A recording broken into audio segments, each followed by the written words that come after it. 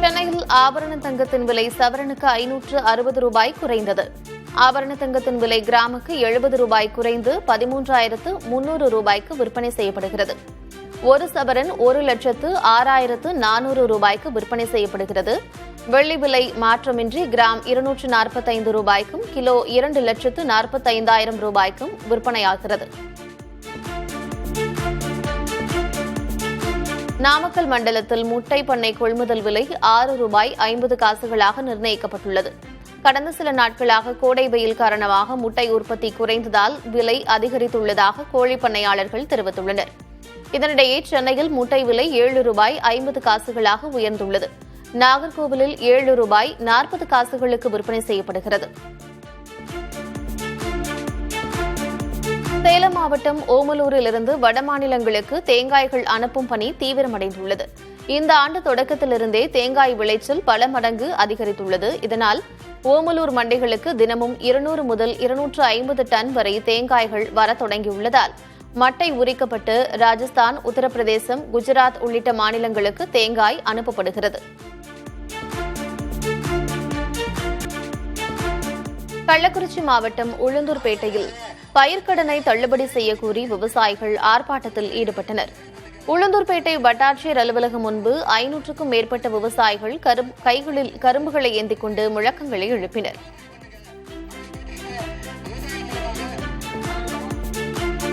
ராணிப்பேட்டை மாவட்டம் வட மாம்பாக்கம் செந்தில் நகர் பகுதியில் புதிதாக அமையவிருக்கும் டாஸ்மாக் கடைக்கு எதிர்ப்பு தெரிவித்து அப்பகுதி மக்கள் சாலை மறியலில் ஈடுபட்டனர். இந்த கடை அமையவிருக்கும் இடத்திற்கு அருகில் தனியார் பள்ளி, மருத்துவமனை மற்றும் ரயில்வே மேம்பாலம் இருப்பதால் அதிக இடையூறு ஏற்படும் என்று பொதுமக்கள் குற்றம் சாட்டினர். இந்த போராட்டத்தால் சுமார் அரை மணி நேரம் போக்குவரத்து பாதிக்கப்பட்டது. வேலூர் மாவட்டம் ஒடுக்கத்தூர் அருகே அறுந்து கிடந்த மின்கம்பியை மிதித்து ஒருவர் உயிரிழந்த நிலையில் அவரது உறவினர்கள் சடலத்துடன் சாலை மறியலில் ஈடுபட்டனர். மின்கம்பிகள் பழுதடைந்திருப்பதாக பல முறை புகார் அளித்தும் மின்வாரியம் அலட்சியம் காட்டியதே இந்த மரணத்திற்கு காரணம் என்று குற்றம் சாட்டியுள்ளனர்.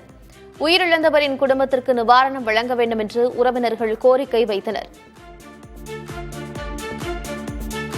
வந்தவாசி அருகே புதிதாக இயக்கப்பட்ட BS6 மாடல் அரசு பேருந்து கியர் பழுது காரணமாக திடீரென நடுவழியில் நின்றது.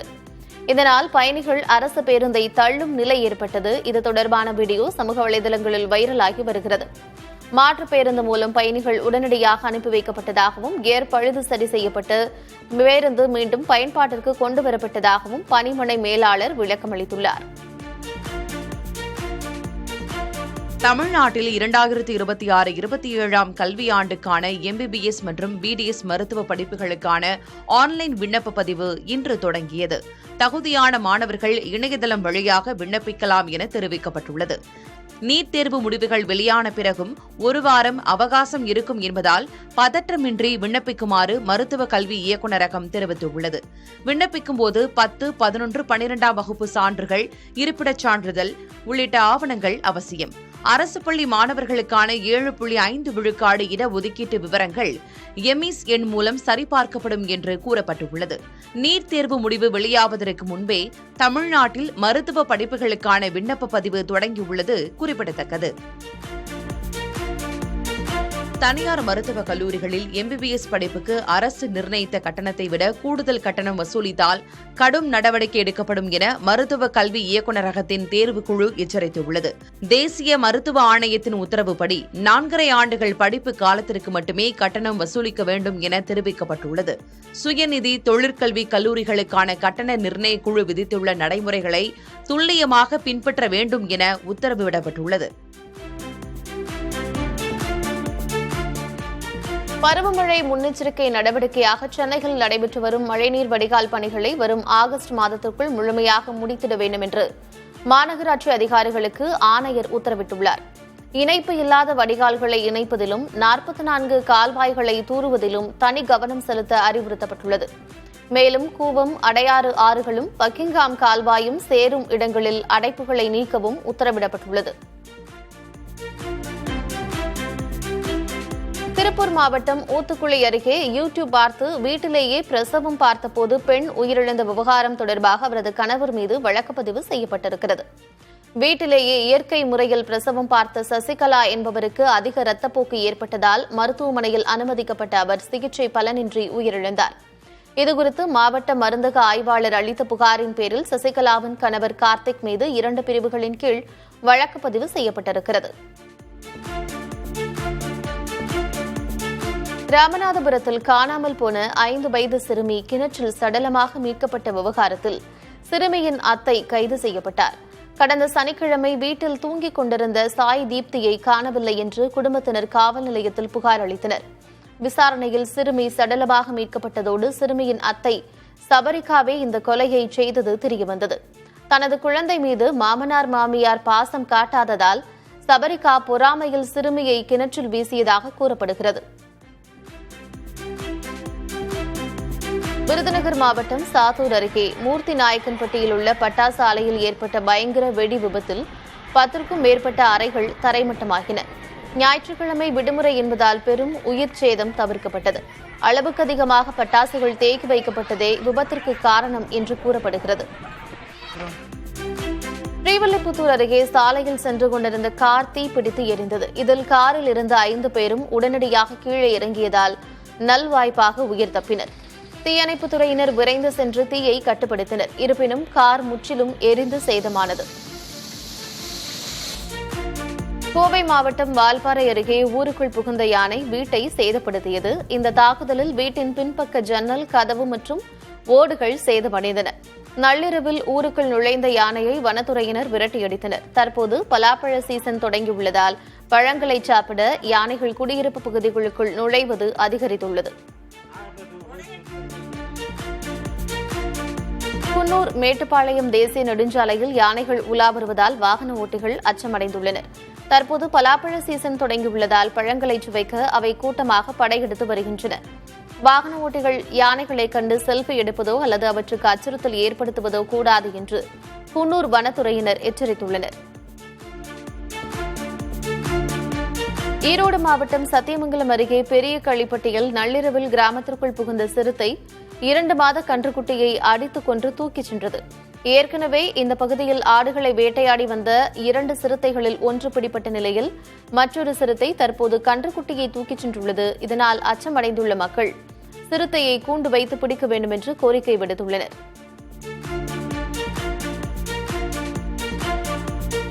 அரசு விரைவு போக்குவரத்து கழக ஓட்டுநர்கள், நடத்துனர்கள் மற்றும் தொழில்நுட்ப பணியாளர்களை வேறு எந்த பணிகளுக்கும் பயன்படுத்தக்கூடாது என்று சுற்றறிக்கை அனுப்பப்பட்டுள்ளது.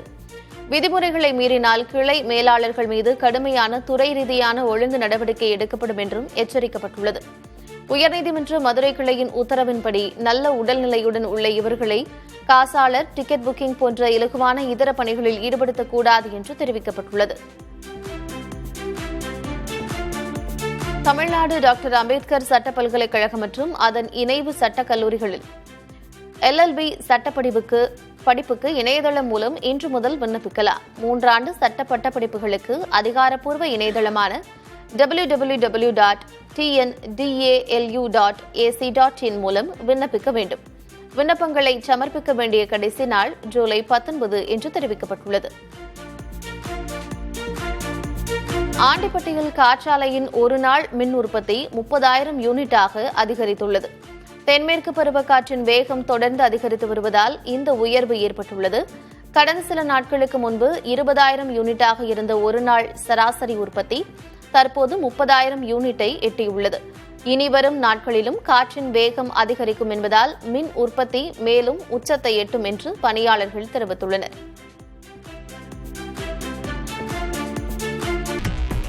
அதிமுக முன்னாள் அமைச்சர் MR விஜயபாஸ்கர் தனது சட்டமன்ற உறுப்பினர் பதவியை ராஜினாமா செய்துள்ளார்.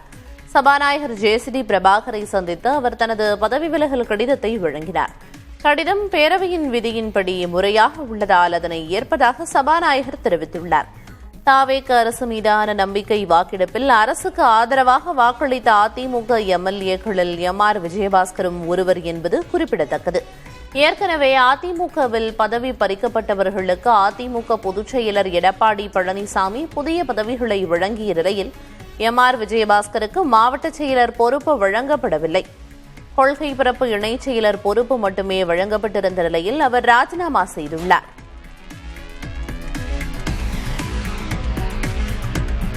முன்னாள் அமைச்சர் எம்.ஆர். விஜயபாஸ்கரின் ராஜினாமாவை அடுத்து சட்டமன்றத்தில் அதிமுக உறுப்பினர்களின் எண்ணிக்கை 41ஆக குறைந்துள்ளது.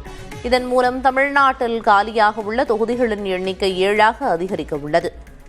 இதுவரை முதல்வர் விஜய் ராஜினாமா செய்த திருச்சி கிழக்கு உட்பட 6 தொகுதிகள் காலியாக இருந்து வருகிறது.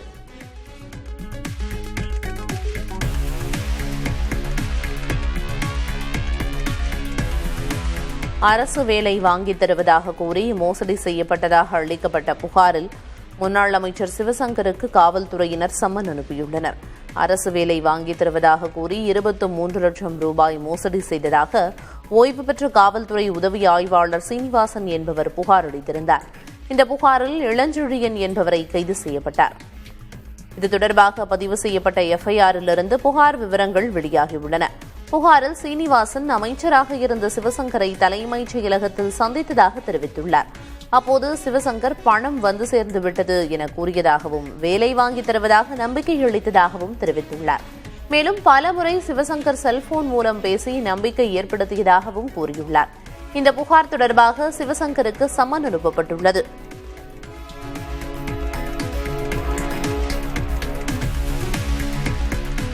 தமிழ்நாட்டின் பல்வேறு பகுதிகளிலும் அமைச்சர் சரத்குமாரின் மீது நடவடிக்கை எடுக்க வலியுறுத்தி காவல்துறை அனுமதி மறுத்த போதிலும் திமுகவினர் போராட்டத்தில் ஈடுபட்டனர்.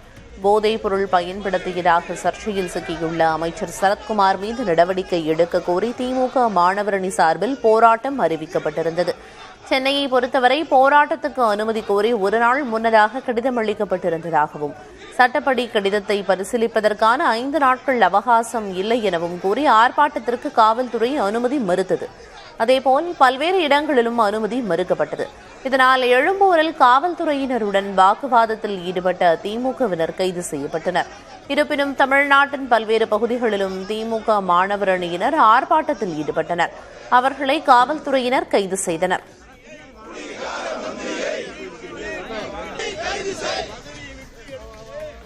ரூபாய் நோட்டும் கிரெடிட் கார்டும் பிளாஸ்டிக் லேமினேஷனால் ஆனவைகள். சாதாரண தாள்களில் நசுக்கினால், சாதாரண தாள்களை வைத்து நுகர்ந்தால் இந்த பவுடர் வீணாகிவிடும் என்பதால் லேமினேட்டட் கோட்டிங்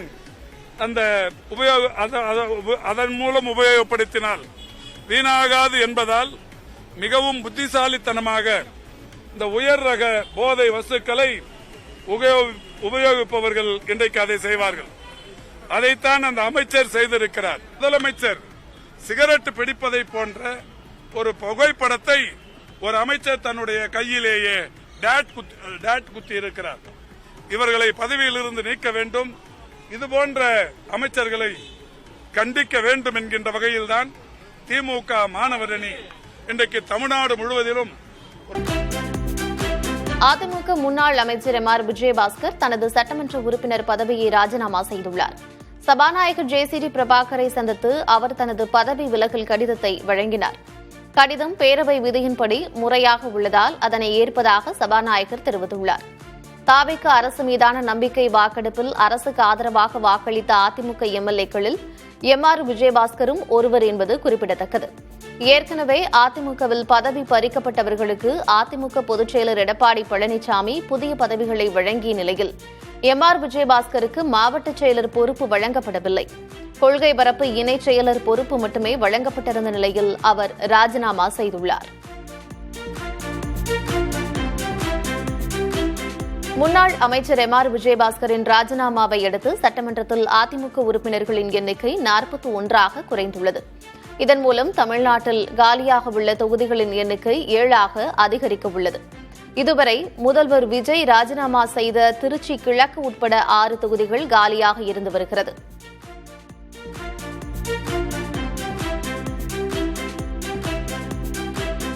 முன்னாள் அமைச்சர் எம்.ஆர். விஜயபாஸ்கர் எம்எல்ஏ பதவியை ராஜினாமா செய்துள்ளது தொடர்பாக தாவேக அரசை எதிர்க்கட்சித் தலைவர் உதயநிதி ஸ்டாலின் விமர்சித்துள்ளார்.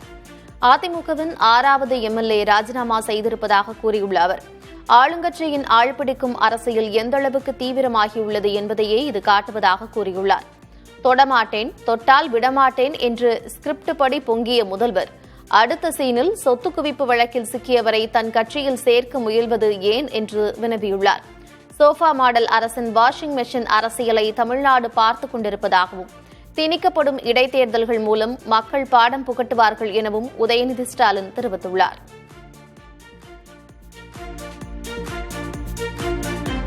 தமிழ்நாட்டின் பல்வேறு பகுதிகளிலும் அமைச்சர் சரத்குமாரின் மீது நடவடிக்கை எடுக்க வலியுறுத்தி காவல்துறை அனுமதி மறுத்த போதிலும் திமுகவினர் போராட்டத்தில் ஈடுபட்டனர். போதைப்பொருள் பயன்படுத்தியதாக சர்ச்சையில் சிக்கியுள்ள அமைச்சர் சரத்குமார் மீது நடவடிக்கை எடுக்க கோரி திமுக மாணவரணி சார்பில் போராட்டம் அறிவிக்கப்பட்டிருந்தது. சென்னையை பொறுத்தவரை போராட்டத்திற்கு அனுமதி கோரி ஒருநாள் முன்னதாக கடிதம் அளிக்கப்பட்டதாகவும் சட்டப்படி கடிதத்தை பரிசீலிப்பதற்கான 5 நாட்கள் அவகாசம் இல்லை எனவும் கூறி ஆர்ப்பாட்டத்திற்கு காவல்துறை அனுமதி மறுத்தது. அதேபோல பல்வேறு இடங்களிலும் அனுமதி மறுக்கப்பட்டது. இதனால் எழும்பூரில் காவல்துறையினருடன் வாக்குவாதத்தில் ஈடுபட்ட திமுகவினர் கைது செய்யப்பட்டனர். இருப்பினும் தமிழ்நாட்டின் பல்வேறு பகுதிகளிலும் திமுக மாணவரணியினர் ஆர்ப்பாட்டத்தில் ஈடுபட்டனர். அவர்களை காவல்துறையினர் கைது செய்தனர்.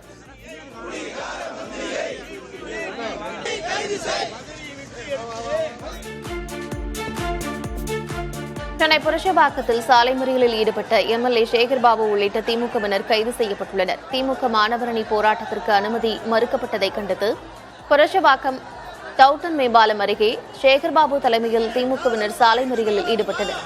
இதனையடுத்து சேகர்பாபு உள்ளிட்டோரை காவல்துறையினர் கைது செய்துள்ளனர்.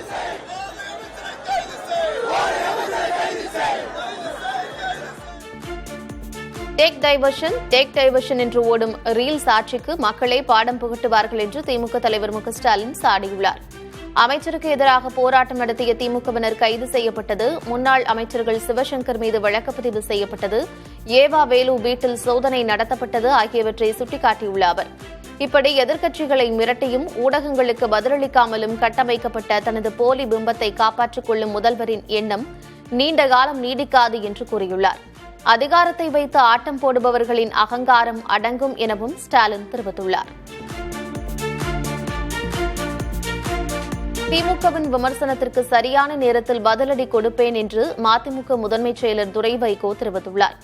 நிகழ்ச்சி ஒன்றில் கலந்து கொள்ள சேலம் செல்லும் வழியில் பெரம்பலூரில் துரை வைகோவுக்கு மதிமுகவினர் சார்பில் உற்சாக வரவேற்பு அளிக்கப்பட்டது.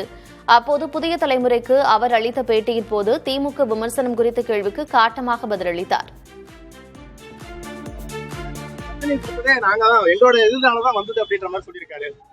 சிறப்பான பதிலடி ஒரு தக்க நேரத்தில் கொடுப்பேன். எங்களோட எதிர்காலதான் வந்தது அப்படின்ற மாதிரி சொல்லியிருக்காரு. சிறப்பான பதிலடி ஒரு தக்க நேரத்தில் கொடுப்பேன். என்எல்சி நிறுவனத்தின் பங்குகளை விற்க முயற்சிப்பதாக குற்றஞ்சாட்டி மத்திய அரசுக்கும் என்எல்சி நிர்வாகத்திற்கும் அதிமுக பொதுச் செயலர் எடப்பாடி கே பழனிசாமி தனது கண்டனங்களை தெரிவித்துள்ளார். இதுகுறித்து வெளியிடப்பட்ட அறிக்கையில் லாபகரமாக இயங்கும் என்எல்சி நிறுவனத்தின் 3 விழுக்காடு பங்குகளை பங்குச்சந்தை மூலம் தனியாருக்கு விற்பனை செய்ய மத்திய அரசு நடவடிக்கை மேற்கொண்டு வருவதாக குறிப்பிட்டுள்ளார்.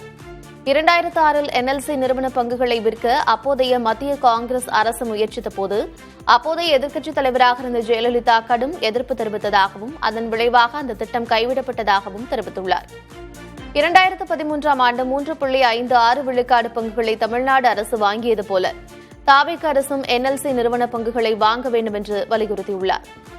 என்எல்சி பங்குகளை மத்திய அரசு தனியாருக்கு விற்பதை தடுக்க உடனடி நடவடிக்கைகளை முதல்வர் முன்னெடுக்க வேண்டும் என்று எடப்பாடி கே பழனிசாமி வேண்டுகோள் விடுத்துள்ளார்.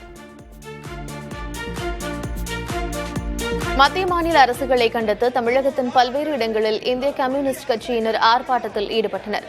தஞ்சாவூர், கடலூர், தேனி மற்றும் பெரம்பலூர் உள்ளிட்ட மாவட்டங்களில் நடைபெற்ற ஆர்ப்பாட்டத்தில் விவசாயிகள் பயிர்க்கடன்களை முழுமையாக ரத்து செய்ய வேண்டும், பெட்ரோல் டீசல் விலை உயர்வை குறைக்க வேண்டும் என்பன உள்ளிட்ட பல்வேறு கோரிக்கைகள் வலியுறுத்தப்பட்டன.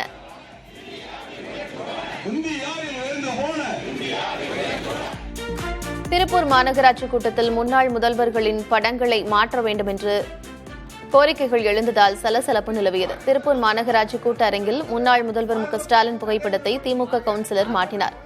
இதனையடுத்து காமராஜர் படத்தை மாட்ட வேண்டும் என்று காங்கிரஸ் கவுன்சிலர்களும், எடப்பாடி பழனிசாமி புகைப்படத்தை மாட்ட வேண்டும் என்று அதிமுக கவுன்சிலர்களும் படங்களை துணை மேயரிடம் வழங்கினர்.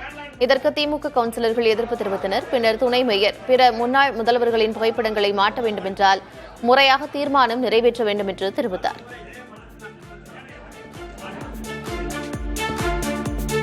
விருத்தாச்சலம் எம்எல்ஏ பிரேமலதா விஜயகாந்த் உழவர் சந்தையில் ஆய்வு நடத்திய போது கழிப்பறை வசதி இல்லை என்று பெண் விவசாயிகள் புகார் தெரிவித்தனர். உழவர் சந்தையில் அடிப்படை வசதிகளை மேம்படுத்தி தர வேண்டும் என்ற கோரிக்கை வைத்ததை தொடர்ந்து அதிகாரியிடம் பேசி உடனே நடவடிக்கை எடுக்கப்படும் என்று பிரேமலதா விஜயகாந்த் உறுதியளித்தார். இதேபோல பாலக்கரையில் உள்ள அம்மா உணவகத்திலும் ஆய்வு நடத்தினார். காவிரி கரையோர மாவட்டங்களின் குடிநீர் தேவை அதிகரித்துள்ளதால் மேட்டூர் அணையிலிருந்து திறக்கப்படும் தண்ணீரின் அளவு வினாடிக்கு 1000 கனஅடியிலிருந்து 3000 கனஅடியாக அதிகரிக்கப்பட்டுள்ளது. கடந்த ஆண்டு இதே நாளில் அணை நிரம்பி 120 அடியாக இருந்த நிலையில் நடப்பாண்டில் நீர்வரத்து வெறும் 158 கனஅடியாக குறைந்து நீர்மட்டம் 79 அடிக்கும் கீழ் சரிந்துள்ளது. இதனால் அணையின் நீர் இருப்பு குறைவாக உள்ள போதிலும் குடிநீர் நீரேற்று திட்டங்களுக்காக கூடுதல் தண்ணீர் திறந்துவிடப்பட்டுள்ளது.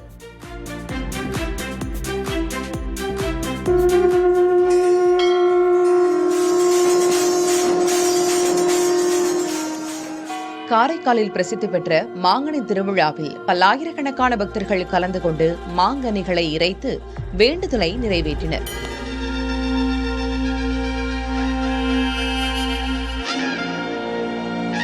காரைக்கால் அம்மையாரின் வாழ்க்கை வரலாற்றை உணர்த்தும் விதமாக ஆண்டுதோறும் மாங்கனி திருவிழா வெகு விமரிசையாக கொண்டாடப்படுவது வழக்கம். சுமார் 1600 ஆண்டுகளுக்கு முந்தைய வரலாற்று நிகழ்வை இன்றும் நம் கண்முன் கொண்டுவரும் அத்திருவிழாவின் முக்கிய நிகழ்ச்சியான மாங்கனி இறைத்தல் காரைக்காலில் கோலாகலமாக நடைபெற்றது. முன்னதாக சிவபெருமான் பிச்சாண்டவர் கோலத்தில் வீதி உலா சென்றபோது பக்தர்கள் ஒவ்வொரு வீட்டின் மற்றும் கட்டடங்களின் மேல் தளத்தில் நின்றவாறு மாங்கனிகளை இறைத்து வழிபட்டனர். இந்த மாங்கனிகளை பிடித்து உண்டால் குழந்தை பாக்கியம் மற்றும் திருமண யோகம் கிட்டும் என்ற நம்பிக்கையில் தமிழ்நாடு, புதுச்சேரி மட்டுமின்றி வெளிநாடுகளிலிருந்து வந்திருந்த திரளான பக்தர்கள் போட்டி போட்டு மாங்கனிகளை பிடித்து வழிபட்டனர். திருமணம் ஆகாதவங்க, குழந்தை பேர் இல்லாதவங்க இவங்கெல்லாம் கலந்துக்கிட்டு இந்த மாம்பழத்தை பிடிச்சா அவங்களுக்கு நெக்ஸ்ட் இயர் திருமணமாகும், குழந்தை பிறக்குங்கிற ஒரு ஐதீகமும் போயிட்டு இருக்கு. அது உண்மையாகவும் நடக்குது. நான் 50 வருஷமா இதை பார்த்துட்டு இருக்கேன். நிறைய பேர் குழந்தைகள் இல்லைன்னா இந்த மாம்பழம் வாங்கி சாப்பிட்டா நல்லது அப்படின்னு சொல்ற மாதிரி வாங்கி சாப்பிட்டு அதனால பலனும் அடைஞ்சிருக்காங்க. அந்த நம்பிக்கையில நிறைய பேர் நம்ம காரைக்காலுக்கு படையெடுத்து வரும்போது நம்மளுடைய காரைக்கால்ல நான் பிறந்தேன் அப்படிங்கறது எனக்கு ரொம்ப பெருமையா இருக்கு. நெல்லை மாவட்டம் திருமலாபுரத்தில் உள்ள வடபத்திரகாளியம்மன் கோயிலில் குடமுழுக்கு விழா கோலாகலமாக நடைபெற்றது. சிவாச்சாரியார்கள் வேத மந்திரங்கள் முழங்க ஆலய கோபுர கலசங்களுக்கு புனித நீர் ஊற்றி குடமுழுக்கை நடத்தினர். இதில் சுற்றுவட்டாரத்தைச் சேர்ந்த ஆயிரக்கணக்கான பக்தர்கள் கலந்து கொண்டு தரிசனம் செய்தனர்.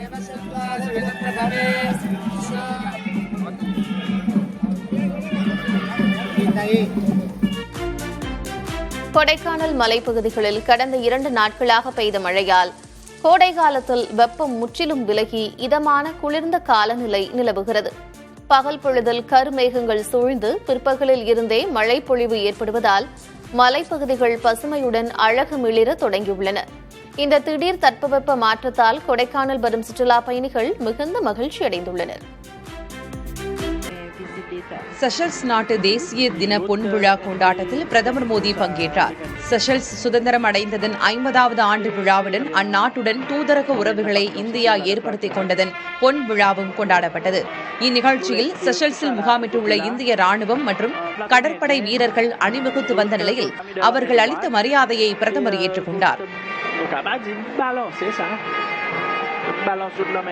விழாவை ஒட்டி இந்திய கடற்படையின் 2 கப்பல்களும் செஷல்ஸ் சென்றிருந்தன. முன்னதாக செஷல்ஸ் அதிபருடன் பிரதமர் மோடி பேச்சுவார்த்தை நடத்தியிருந்தார். பிரதமர் மோடிக்கு அந்நாட்டின் உயரிய விருதும் அளிக்கப்பட்டது குறிப்பிடத்தக்கது.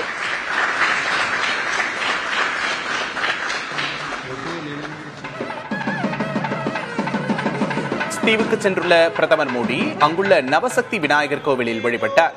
அவருக்கு கோவில் நிர்வாகத்தின் சார்பில் பூரண கும்ப மரியாதை அளிக்கப்பட்டது.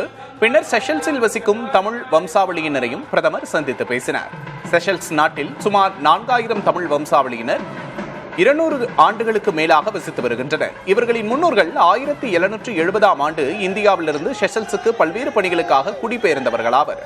இவர்கள் செஷல்ஸ் தலைநகர் விக்டோரியாவில் நவசக்தி விநாயகர் கோவிலை கட்டியிருக்கிறார்கள்.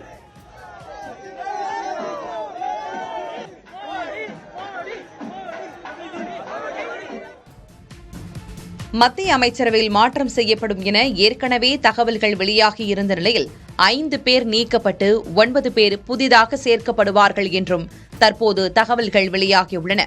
தர்மேந்திர பிரதான், ஹர்தீப் சிங் புரி, ரவ்னித் பிட்டு, பங்கஜ் சௌத்ரி, ஹர்ஷ் மல்ஹோத்ரா ஆகியோர் நீக்கப்படலாம் என்று டெல்லி வட்டாரங்கள் கூறுகின்றன. சிபிஎஸ்இ தேர்வு சர்ச்சையில் சிக்கியுள்ள அமைச்சர் தர்மேந்திர பிரதான் நீக்கப்பட்டு அவரது துறை நிர்மலா சீதாராமனுக்கு அளிக்கப்படும் என தெரிகிறது. நிர்மலா சீதாராமன் வகித்து வரும் நிதித்துறை ரிசர்வ் வங்கி முன்னாள் ஆளுநர் சக்தி காந்ததாசிடம் தரப்படும் என்றும் தகவல்கள் வெளியாகியுள்ளன. ஏக்நாத் ஷிண்டேவின் மகன் ஸ்ரீகாந்த் ஷிண்டே, ஆம் ஆத்மியிலிருந்து வந்த ராகவ் சதா, திரிணமுல் அதிருப்தி அணியைச் சேர்ந்த ககோலி கோஷ் தஸ்திதார், ராமாயணம் டிவி தொடரில் ராமராக நடித்த அருண் கோவில் ஆகியோருக்கு வாய்ப்பு தரப்படும் என்று கூறப்படுகிறது. நிர்மலா சீதாராமன் தவிர ஜோதிராதித்ய சிந்தியா, பிரகலாத் ஜோஷி ஆகியோரின் துறைகளும் மாற்றப்படும் என எதிர்பார்க்கப்படுகிறது. மோடி அரசு 3வது முறையாக ஆட்சி அமைத்த பின் நடக்கும் பெரிய அமைச்சரவை மாற்றமாக இது இருக்கும் என கூறப்படுகிறது. மோடியின் 12 கால ஆண்டு ஆட்சியில் 4 முறை பெரிய அளவில் அமைச்சரவை மாற்றங்கள் நடைபெற்றுள்ளன. ஜம்மு காஷ்மீர் மாநிலத்தில் உள்ள அமர்நாத் குகை கோவில் பக்தர்கள் வழிபாட்டுக்காக திறக்கப்பட்டது. முதல் நாளில் துணைநிலை ஆளுநர் மனோஜ் சின்ஹா வழிபட்டார். இதற்கிடையில் 57 நாட்கள் கொண்ட அமர்நாத் யாத்திரை வரும் 3ஆம் தேதி தொடங்குகிறது. பகல்காம், பால்தால் என 2 பாதைகள் வழியாக குகை கோவிலுக்கு பல்லாயிரக்கணக்கான பக்தர்கள் நாடெங்கும் இருந்து வரவுள்ளனர். பயங்கரவாத அச்சுறுத்தல்கள் உள்ள பகுதி என்பதால் பாதுகாப்பு படையினர் குவிக்கப்பட்டு கண்காணிப்பு பணிகள் முடுக்கிவிடப்பட்டுள்ளன.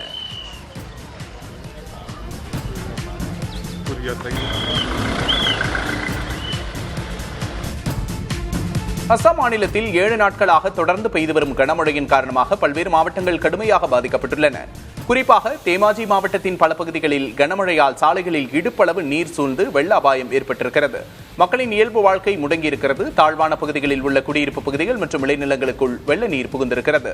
கவுஹாத்தியிலிருந்து முருங்கோங் செல்ல ரயில் உட்பட சுமார் 8 ரயில் சேவைகள் நிறுத்தப்பட்டுள்ளன. பாதிக்கப்பட்ட இடங்களில் மீட்புப் பணிகளை மேற்கொள்ளவும் பொதுமக்களை பாதுகாப்பான இடங்களுக்கு அழைத்துச் செல்லவும் மாவட்ட நிர்வாகம் தீவிர நடவடிக்கைகளை எடுத்து வருகிறது.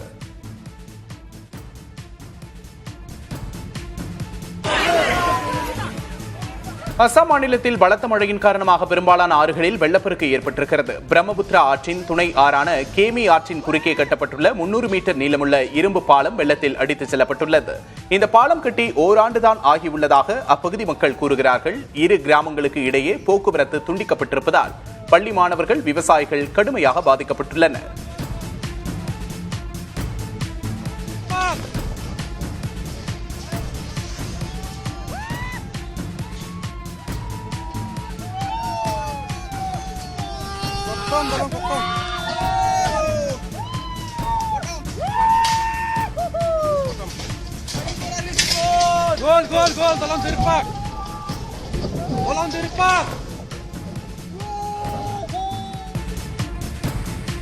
வடகிழக்கு மாநிலமான சிக்கிமில் பெய்து வரும் தொடர் கனமழையால் ஏற்பட்ட வெள்ளப்பெருக்கில் 2 முக்கிய பாலங்கள் முற்றிலும் அடித்துச் செல்லப்பட்டுள்ளன.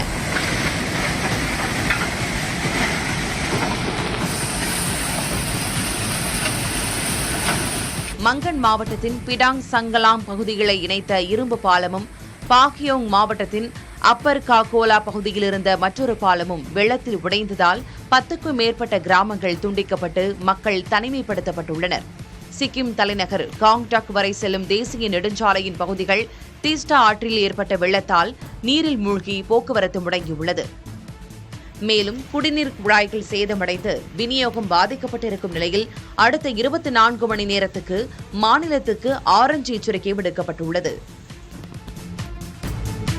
நிலநடுக்கத்தால் கடுமையாக பாதிக்கப்பட்டுள்ள வெனிசுலா நாட்டுக்கு இந்தியாவின் ஆபரேஷன் அமிஸ்தாத் திட்டத்தின் கீழ் அனுப்பப்பட்ட அவசர கால நிவாரணப் பொருட்கள் அந்நாட்டை சென்றடைந்துள்ளன. இந்திய விமானப்படையின் 2 விமானங்கள் மூலம் இந்த உதவிகள் கொண்டு சேர்க்கப்பட்டதாக வெளியுறவுத்துறை அமைச்சர் எஸ். ஜெய்சங்கர் தெரிவித்திருக்கிறார். இந்திய ராணுவத்தின் நடமாடும் மருத்துவமனை அவசர சிகிச்சைக்கான 2 பீஷ்ம கியூப்ஸ் பெட்டகங்கள், 35 டன்னுக்கும் அதிகமான மருந்து பொருட்கள், மருத்துவ உபகரணங்கள் மற்றும் மீட்புப் பொருட்கள் இதில் அடங்கும். அத்துடன் 41 பேர் கொண்ட இந்திய மருத்துவ மற்றும் மீட்புக் குழுவினரும் அங்கு களமிறங்கியுள்ளனர். இந்த மனிதாபிமான உதவிகள் வெனிசுலாவின் தற்போதைய மீட்புப் பணிகளுக்கு பெருமளவில் துணையாக இருக்கும் என்று இந்திய அரசு தெரிவித்துள்ளது. ரஷ்யாவில் எண்ணெய் சுத்திகரிப்பு நிலையங்களை குறிவைத்து யுக்ரைன் மீண்டும் தாக்கியுள்ளது. ரஷ்யாவில் 2 எண்ணெய் சுத்திகரிப்பு ஆலைகளை நீண்ட தூர ஏவுகணைகள் மூலம் தாக்கி அழித்துள்ளதாக யுக்ரைன் அதிபர் ஜெலன்ஸ்கி கூறினார். ரஷ்யாவின் எரிபொருள் வலிமையை சீர்குலைப்பது மூலம் அமைதியை நோக்கி மேலும் ஒரு படி நகர்ந்துள்ளதாகவும் ஜெலன்ஸ்கி கூறியுள்ளார். ரஷ்ய எண்ணெய் ஆலைகள் தொடர்ச்சியாக தாக்கப்பட்டு அழிக்கப்பட்டு வருவதால் அதன் எரிபொருள் இருப்பு வெகுவாக குறைந்து வருவது கவலைக்குரியது என ரஷ்ய அதிபர் புட்டினை முதன்முறையாக ஒப்புக்கொண்டுள்ளார். ரஷ்யா இக்கட்டான ஒரு காலகட்டத்தில் இருப்பதாகவும் அவர் கூறினார். யுக்ரைனுடனான போர் 5வது ஆண்டாக நீடிக்கும் நிலையில் புட்டினின் கருத்து கவனம் பெறுகிறது.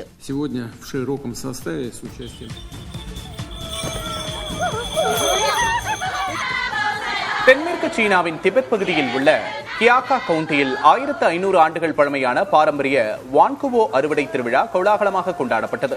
வழக்கத்தை விட முன்னதாகவே இங்கு கொண்டாடப்படும் இந்த விழாவில் நல்ல அறுவடை மற்றும் சாதகமான வானிலை வேண்டி மக்கள் பிரார்த்தனை செய்தனர். வண்ணமயமான பாரம்பரிய உடைகளை அணிந்த உள்ளூர் மக்கள் விளைநிலங்களை சுற்றி வந்து சடங்குகளை செய்ததோடு குதிரை பந்தயம் மற்றும் நடன நிகழ்ச்சியோடு மகிழ்ச்சியை பகிர்ந்து கொண்டனர்.